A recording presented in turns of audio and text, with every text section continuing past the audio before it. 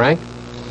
India has asked UN Secretary General Font to use the influence of his office to stop what the Indian ambassador called the massacre of unarmed people in East Pakistan by the West Pakistan Army.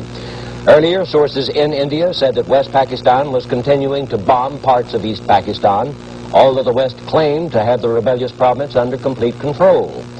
And official sources say the Indian government has learned that the rebel leader of the eastern province, Sheikh Mujibur Rahman, is free and is not imprisoned as claimed by the West.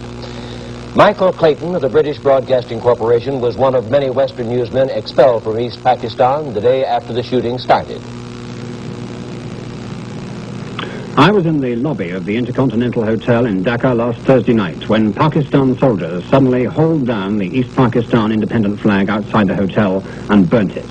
When I tried to leave by the hotel front door, they pushed me back at gunpoint. The army clampdown on Dhaka had begun. It was a ruthless exercise in intimidating the city's virtually unarmed population. Later on Friday, from the hotel, we watched tanks rumbling through Dhaka's mostly empty streets. Occasionally, a few warning shots were fired to keep people indoors. There'd been very little resistance by East Pakistan independence volunteers. An ordeal by fire was the next phase in the army's plan to quell Dhaka's resistance to the central government. Huge fires were started, including the students' hostel and some of the most crowded housing areas. Wrecked cars marked the spot where during the night I'd seen troops demand surrender from local people. Then they fired into the alley and burnt down a pro-independence newspaper office. Trucks of ammunition and weapons were driven away by the Pakistan army after seizing them from East Pakistan police who'd cooperated with the independence movement. Some East Pakistani soldiers were also disarmed by the West Pakistanis. The army broadcast curfew warnings and wrenched down independence flags from Dhaka's shops and houses. There were tough penalties for showing the flag after that.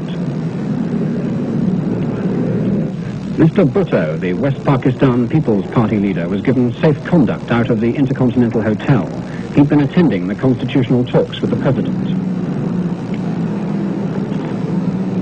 The troops warned us they'd fire at cameramen, and this film was shot by a French team from the hotel windows. It's the only film to escape the rigorous searching by the military authority when we were expelled. The president's ambition, he says, is still to transfer power from his army to the people.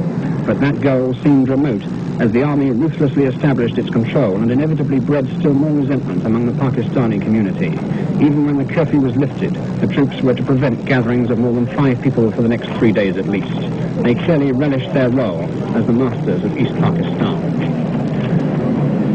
One can't estimate the number of dead so far in East Pakistan, but it would be impossible to fire guns for several hours in Dhaka and to set on fire so many buildings without causing considerable casualties. It's a desperately overcrowded community of people mainly living in shanty houses. The prospect of real resistance by the East Pakistanis is much better outside the towns, and if they organize an effective guerrilla force in the country, the East Pakistanis could, in the long run, still make it impossible for West Pakistan successfully to continue its domination from its power base 1,000 miles away. Michael Clayton, BBC News, reporting. Senator Stuart Symington said today the United States should